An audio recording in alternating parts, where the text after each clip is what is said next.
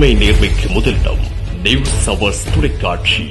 King maker கமிட்டியாக இன்று முஸ்லிம் சமூகம் மாறி இருக்கின்றது. வந்தாலும் நம்ம ஊருக்கு அல்லாஹ் நாடினா செப்டம்பர் 22ஆம் தேதி நம்ம நிக்கிற பக்கம் மண்டா ஒரு அமைச்சர் கூட இந்த மண்ணுக்கு வாரத்துக்கு இருக்கு.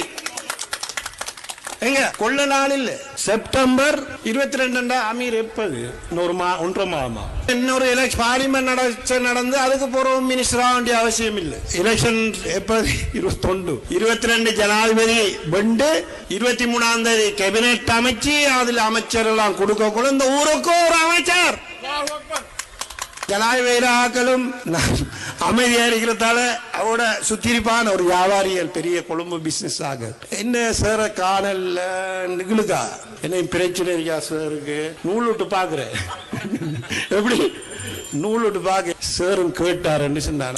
சமூகம் சும்மால 17 லட்சம் வாக்குகள் இந்த நாட்டில் இருந்து கொண்டிருக்கின்றது. ஒரு ஜனாதிபதி 40 லட்சம் வாக்கெடுத்தால் அவர் 50 எடுக்காரோ அதுக்கு குறை எடுத்தாரோ அவர் ஜனாதிபதி ஆகுவார் என்று சொல்லுகின்றார்கள். அப்ப 40 லட்சத்துல 17 லட்சம் என்று சொல்லும் போது கிட்டத்தட்ட 40%. நாங்க ஒரு தீர்மானிக்கும் சக்தியாக இன்று 94ஆம் ஆண்டுக்கு பிறகு அஷ்ரப் தலைவருக்கு பிறகு ஒரு கிங் மேக்கர் கமிட்டியாக இன்று முஸ்லிம் சமூகம் மாறி இருக்கின்றது பெரியோர்களே. இதனால் இன்று கொழும்பு பரபரப்பு. முஸ்லிம் காங்கிரஸ் தலைவருக்கு கோல், முஸ்லிம் காங்கிரஸ் எம்பிமார்களுக்கு கோல். முஸ்லிம் சமூகத்தின் அதிகபட்ச வாக்கு வங்கியை கொண்ட கட்சி ஸ்ரீலங்கா முஸ்லிம் காங்கிரஸ். நேற்றைய தினம் கூட ரணில் விக்ரமசிங்கே அவர்கள் எங்களுடைய தலைவர் ரவுப் ஹக்கீம் அவர்களுக்கு தொலைபேசி எடுத்தார். எனக்கு தொடர்ச்சியாக தொலைபேசி ஜனாதிபதி அவர்களிடமிருந்து இந்த சமூகத்தின் பெருமையை கௌரவத்தை இன்று உயர்த்தி இருக்கின்ற பொழுது அந்த கௌரவத்துக்குரிய சன்மானமாக எமது சமூகத்தின் நீண்ட காலமாக இருந்து வருகின்ற பிரச்சனைகளை நாங்கள் தீர்க்க வேண்டும். இன்று தமிழ் கட்சிகள் வடகிழக்கு இணைப்பு பற்றி சமஷ்டி தீர்வு பற்றி இந்தியாவுடைய அழுத்தத்தை கொடுத்து பேசுகின்ற பொழுது நாளை மோடி வந்து அழுத்தம் கொடுத்து வடகிழக்கு இணைக்க முற்படுகின்ற பொழுது நாங்கள் மீண்டும் அடிமைகளாக முடியாது. அதனால் தான் முஸ்லிம் சமூகமும் இனப்பிரச்சனை தீர்வில் எங்களுக்குரிய உரிமைகளை பற்றி எழுத வேண்டும்.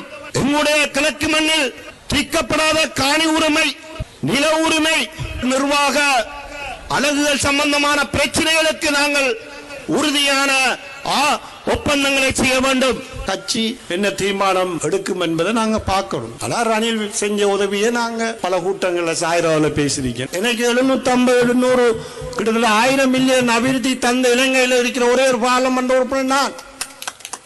இந்த ஜனாதிபதி தேர்தலில் எமது மறைந்த பெருந்தலைவர் அஷ்ரப் விட்டு சென்ற பணிகளை, இந்த கல்முனைக்கான நிரந்தர தீர்வு, இந்த மண்ணுக்கான இந்த தொகுதி மக்களுக்கான அபிவிருத்தி, நாட்டு மக்களுக்கான உரிமை, முஸ்லிம் சமூகத்துக்கான உரிமைகளை ஜனாதிபதி வேட்பாளர்களிடம் எழுத்துருவில் கொடுத்து பேரம் பேசி தலைவர் அஷ்ரப் உருவாக்கிய அந்த அந்தஸ்தை இந்த முஸ்லிம் சமூகத்துக்கு பெற்றுக் கொடுக்கின்ற களமாக இன்றைய நாள் இந்த கடற்கரை பள்ளி மைதானம் மாற வேண்டும்.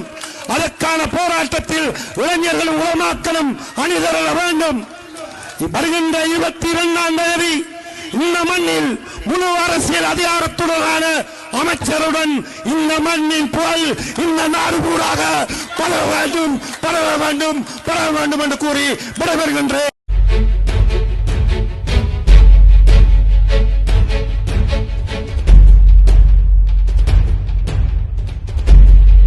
உண்மை நேர்மைக்கு முதலிடம் நியூஸ் அவர்ஸ் தொலைக்காட்சி.